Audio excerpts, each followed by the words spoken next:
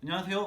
자, 이번 시간에 배울 주제는 여러분이 태어나서 한 번쯤은 들어봤을 운동, 바로 3.1 운동에 대해서 공부할 건데, 자, 3.1 운동은 우리나라 항일 운동, 민족 운동 중에 가장 최대 규모의 운동, 우리 국가 공휴일로 지정되어 있는 날이기도 하지. 바로 이 3.1 운동에 대해서 천천히 자세하게 살펴볼 건데, 자, 먼저 3.1 운동 정도 클래스 되는 운동은 우리 연도까지 정확히 알아두자. 바로 1919년, 바로 10년대에서 20년대로 넘어가는 터닝 포인트가 되었던 너무나 중요한 운동이지. 바로 1919년 3.1 운동. 자, 이 3.1 운동이 일어날 즈음 그 당시 도대체 어떤 시대 분위기가 있었는지 배경부터 살펴보고 들어갈 건데, 먼저 국제 분위기부터 봐야 돼.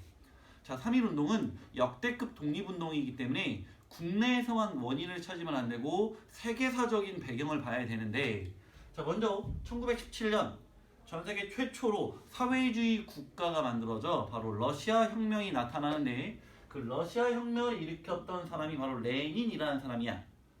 자, 이 레닌이 러시아 혁명을 성공시킨 다음에 멋진 말을 하는데, 자, 전 세계 지배받고 있는 피지배 국가들이여, 식민 지배받고 있는 국가들이여, 내가 니네 독립운동 도와줄게 라는 해방운동 지원 약속을 해. 자, 그러면 당대 강대국 중에 하나였던 러시아의 리더가 전 세계 식민지 있는 국가, 식민지 생활하고 있는 국가의 독립운동을 도와주겠대. 그럼 우리나라 독립운동을 하고 있는 사람 입장에서 이 같은 소식이 들렸을 때 신이 나고 흥이 나겠지. 자, 이런 와중에 미국 대통령 윌슨이 멋진 말을 하는데, 민족 자결주의, 민족의 일은 스스로 결정해라. 즉, 왜 지배받고 있냐, 니네 나라 일은 니네가 결정해라, 식민지 국가들이여 독립하라는 뜻이야. 전 당연히 우리 입장, 우리 독립운동가 입장에서도 당대 강대국 러시아 미국의 리더가 독립운동 하라라고 뭔가 얘기하는 분위기야. 즉, 분위기만 느끼면 돼. 바로 독립운동하기 좋은 분위기가 연출되고 있어. 자, 근데 사실 이 윌슨의 민족 자결주의는 사실 좀 해석이 좀 필요해. 윌슨은 미국 대통령이야. 당시 미국은 1차 세계대전의 승전국이거든. 자, 이거 누구한테 한 말이냐? 1차 세계대전 패전국 식민지들에게 했던 말이야. 패전국 식민지들이야, 니네 빨리 독립해. 그래야 우리 승전국이 니네 먹자나가 숨겨져 있어. 사실 이거는 승전국 식민지에게는 적용되는 말이 아니야. 근데 이 당시 일본은 승전국이었거든. 사실 우리한테 해당상 있는 말은 아닌데, 중요한 건 분위기 자체가 독립운동 할 수 있는 좋은 분위기가 연출되고 있다는 거지. 이 같은 분위기 속에 우리나라 파리 강화회의에 우리나라 대표단을 파견하거든. 바로 신한청년당을 이끌었던 김규식을 대표로 파리 강화회의에 보내. 자, 이 당시 전 세계적으로 독립운동 좋은 분위기 속에 우리나라가 다른 나라에 우리나라 소식을 알리려고 보냈던 거지. 하지만 큰 성과는 없어. 왜냐하면 일본이 승전국이었잖아. 그래서 파리 강화회의에 일본의 영향력이 있던 회의이기 때문에 큰 효과는 없었다라는 거. 하지만 그래도 우리 끊임없이 노력하고 있다. 자, 그런 와중에 이런 좋은 분위기 속에 독립선언이 나타나게 되지. 야, 나 이제 더 이상 일본 니네 식민지 아니야 라는 선언이 바로 독립선언이거든. 우리나라 독립국이야. 자, 3.1 운동 전에 두 번의 독립선언이 발표돼. 하나는 1년 전인 1918년 대한독립선언. 이 대한독립선언은 1918년이 무오년이야. 무오. 그래서 다른 말로 무오독립선언이라고도 불러. 자, 여기서 중요한 건 뭐냐, 만주 지역에서 발표된 선언이거든. 바로 무장투쟁을 통한 독립을 추구해야 된다를 주장했던 게 대한독립선언, 무오독립선언. 자, 다음 3.1 운동 직전이지. 바로 1919년 2월 8일 일본 수도 도쿄 한복판에서 일본에서 공부하고 있던 우리 유학생들을 중심으로 28 독립선언이 나오게 돼. 기세가 뭐 여포급이지. 일본 수도 한복판에서 우리나라 독립선언을 한다? 기백이 아주 멋지지. 자, 그러면 이 배경에서 중요한 건 디테일한 사실을 기억하는 것보다 분위기를 느껴야 돼. 국제적으로 독립운동하기 좋은 분위기가 연출되고 있고, 그런 와중에 우린 끊임없이 독립운동을 이어가고 있는 거야. 게다가 독립선언이 나올 정도로 우리나라의 독립운동가들에 대한 자신감, 그런 것도 높아져 가고 있는 상황. 자, 그럼 흥은 충분히 나고 있어. 얘들아, 흥이 난다고 파티가 바로 열리니? 그렇지. 뭐가 필요해? 흥을 이용해서 파티를 준비하고 기획해야 되는 준비가 필요하지. 자, 이 3.1 운동이 어떻게 준비됐는지 준비 과정을 살펴보면 종교인들과 학생들을 중심으로 3.1 운동이 준비가 돼. 자, 종교인들 어떤 종교계 사람들이 참여하냐? 뭐 이 당시 우리나라에 있던 동학이지, 바로 천도교라든지 기독교, 불교, 천주교, 대종교 등등 거의 모든 종교가 참여했다고 보면 돼. 그 중에 대표적인 인물이 천도교의 리더였던 선병희라는 사람, 불교에서 중요한 역할을 하고 있던 한용운이라는 사람, 기독교의 이승훈이라는 분, 이런 분들이 주축이 돼서 독립운동을 준비해. 그래서 우리 이 종교인들이 많이 가담했던 게 3.1운동을 이끌었던 민족대표 33명이야. 자, 우리 여러분 자부심을 느껴야지. 바로 여러분과 같은 학생들도 3.1운동의 주도, 중심 준비했던 사람들이 되는 거지. 말이 좀 꼬였네. 왜냐? 이때 학생들은 지식인층이거든. 물론 지금도 지식인층이지만 이때 학생은 훨씬 더 지식인층. 자, 그래서 이들이 준비를 하는데, 그런데 얘들아, 생각보다 사람들을 모으는 게 쉽지 않거든. 근데 이때 좀 불행한 일이지만 사람들이 모일 만한 일이 벌어져. 고종이 사망하는 일이 벌어져. 자, 사람이 죽은 우리 장례식을 하잖아. 근데 고종은 전직 황제야. 우리나라의 아버지 같은 역할을 했던 사람이라고. 장례식을 엄청 크게 했겠지. 그래서 나라의 장례식, 국가의 장례식, 국장일이라고도 하거든. 혹은 문제집에 따라 인산일이라고도 나오기도 해. 같은 표현이야. 10개월에 고종의 장례식이 열리는데, 자, 고종의 장례식은 원래 3월 3일이었어. 자, 그러면 3월 3일 날 임금의 장례식이 열리기 때문에 그 전에 많은 인파들이 서울로 몰려들 거 아니야. 그럼 만약에 사람들 많이 모아놓고 운동한다면 바로 언제야? 그렇지, 바로 지금이지. 고종의 장례식을 이용해서 3.1 운동이 시작되게 되는 거지. 그래서 원래 3월 3일이 고종의 장례식인데 왜 3.1 운동이냐? 자, 3월 3일 날 운동을 시작하자니 고종의 장례식이 엉망이 될 수도 있잖아. 그리고 그 이유는 안 돼. 왜 장례식 끝나면 사람들 흩어질 거 아니야. 그래서 그 전중에 3월 2일, 3월 1일 중에 고민하다가 3월 1일을 채택하게 된 거지. 자, 그래서 이때 민족대표 33명이 우리나라 기미독립선언문이라는 걸 만들어. 기미는 1919년을 얘기해. 바로 1919년에 발표된 독립선언서. 자, 이 기미독립선언서의 핵심 내용은 뭐냐? 일본이 10년대 무단통치, 우리를 힘으로 쥐고 누르고 있잖아. 우린 일본과 다르게 가자. 그들의 무력 탄압에 우리는 평화적으로 비폭력적으로 대응하자. 바로 비폭력 투쟁을 강조했던 게 기미독립선언이야. 우리 3.1 운동하면 떠오르는 이미지는 태극기 흔들면서 대한독립 만세 이런 거잖아. 뭐 총 쏘고 폭탄 던지고 이런 게 떠오르지 않잖아. 비폭력을 주장했던 게 기미독립선언서. 그리고 하나 강조했던 게 민중들의 참여를 굉장히 요구해. 우리 민중들이 나서야 된다. 자, 그렇게 해서 이제 3.1 운동이 준비가 되는 건데, 자, 운명의 날 3월 1일 오후 2시 탑골공원에 미리 사전에 그때 모이기로 했던 거야. 학생들을 중심으로 홍보 활동도 이루어지고 미리 태극기 같은 것도 숨겨오고 독립선언서도 숨겨오고. 자, 2시에 탑골공원에 모여. 원래 민족대표 33명은 오후 2시 탑골공원에 와서 딱 발표하기로 했어. 근데 이 민족대표 33명이 갑자기 계획을 틀어서 태화관이라는 음식점에서 기미독립선언서를 발표한 다음에 자진으로 일본에게 잡혀버리거든. 왜 그랬을까? 자, 이 민족대표 33명이 생각하기에 너무나 많은 인파가 탑골공원에 모였던 거야. 근데 이때 일본의 무단통치 시기잖아. 그러다 보니 사람들이 너무나 많이 다치거나 피를 흘릴 걸 걱정해서 태화관에서 독립선언서를 발표하게 된 거지. 즉 뜻만 전달하게 되는 거야, 일본에. 물론 이거에 대한 뭐 옳고 그름은 뭐 개별적인 판단이 있겠지만, 자, 수업 시간에는 우리 중립적인 의견으로 설명을 해야 되겠지. 자, 그럼 탑골공원에 모여 있는 사람들을 생각해봐.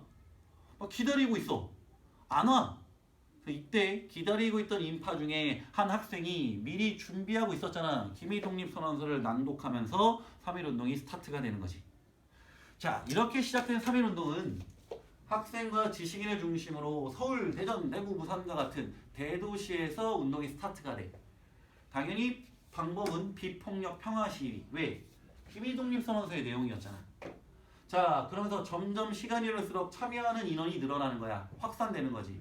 이제 상인 노동자도 참여하고 중소도시도 참여하고. 점점 확산돼서 이제 농촌으로까지 확대. 이제 농민들이 참여하게 되는 거지. 여기서 중요 포인트. 점점 시위의 양상이 비폭력적이었던 방법에서 폭력적인 모습으로 시위의 모습이 변화되기 시작하는 거지. 왜 폭력적인 시위로 변화되냐? 일단 농민들의 참여. 일제강점기 때 제일 일본에게 약탈 많이 뜯겼던 애들이 농민이야. 일본에 대한 반감이 너무 심했던 계층이지. 그러니 조금 과격한 시위로 나타나게 되는 거지. 또 다른 이유는 이 같은 평화로운 우리 시위를 일본이 지나치게 무자비하게 총과 칼로 찍어 누른단 말이야. 그러다 보니 우리도 방어 수단이 필요한 거잖아. 그러다 보니 점점 폭력적인 성향이 나타나게 되는 거지. 자, 그리고 이제 농촌까지 확대됐다는 건 전국 어디서든 일어나는 거지. 전국적 확산. 심지어 국외 지역까지. 자, 이 3.1운동이 얼마나 대단하고 멋진 운동이냐면 우리나라 국내는 물론 국외 지역, 우리나라 민족이 거주하고 있는 모든 땅에서 만세운동이 일어났다 생각하면 돼. 미국은 물론, 만주는 물론, 연해주는 물론 우리 민족이 거주하는 어느 곳이든지. 참 멋진 운동이야. 자, 이 같은 운동 속에서 우린 끊임없이 계속 적어나가는 거지. 3.1운동은 3월 1일만 했던 게 아니야. 3월 1일날 시작된 운동이야. 3월 1일날 시작된 이 운동은 3, 4, 5월까지 그리고 그 이후까지 좀 지속되긴 하지만 포인트는 3월, 4월, 5월. 엄청난 만세운동. 하지만 안타깝게도 일본의 무자비한 탄압 속에 3.1운동은 실패로 끝이 났다는 거. 자, 비록 실패했지만 역사적으로 어떠한 결과를 나타나냐.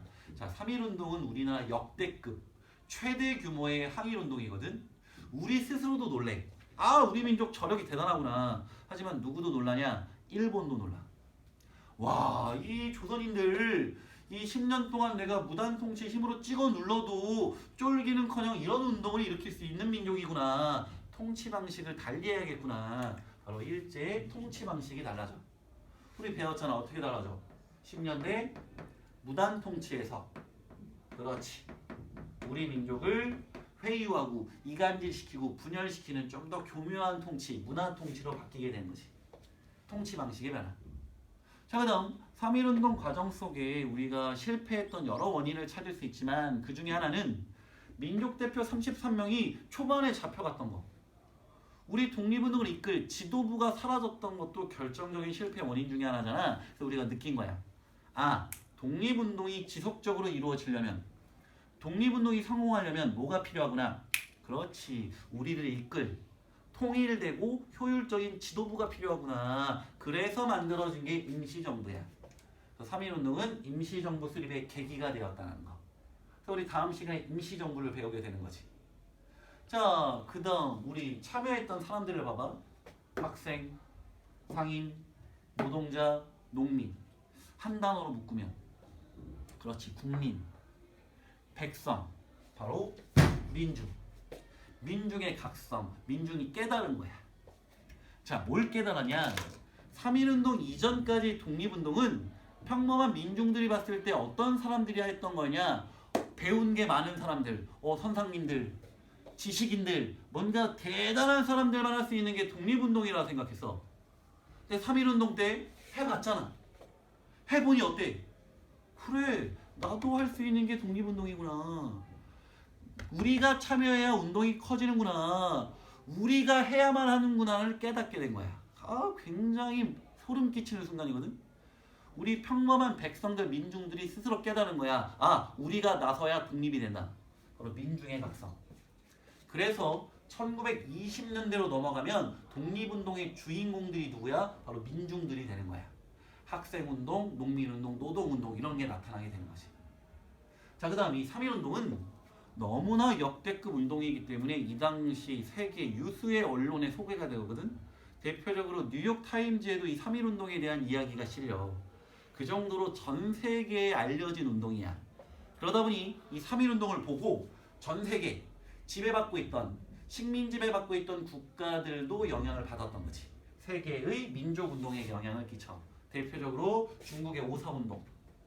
3.1운동 일어난 지 2달 뒤에 일어났던 운동이거든. 그래서 중국의 오사운동은 3.1운동으로부터 영향을 받았다는 거. 그다음 저기 멀리 인도에까지 이 운동이 영향을 미쳐. 인도는 당시 영국의 식민지였거든. 바로 반영 운동에 영향을 미치게 되는 거지. 대표적인 이야기가 인도의 유명한 독립운동가 뭐 간디가 떠오를 텐데 간디만큼 유명한 독립운동가 네루라는 사람이 있어. 이 네루가 자신의 손녀딸에게 쓴 편지가 되게 유명하거든. 그 편지에 이 3.1운동의 이야기가 나와.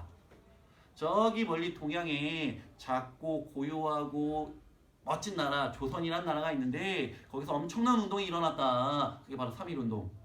근데 그 엄청난 운동을 이끌었던 게 바로 소녀들이었다. 그러니 네루가 손녀딸한테 편지 보낸 거잖아. 그러니 손녀딸아 너도 한번 그들을 본받아서 열심히 한번 해보자 라는 편지가 남아있어.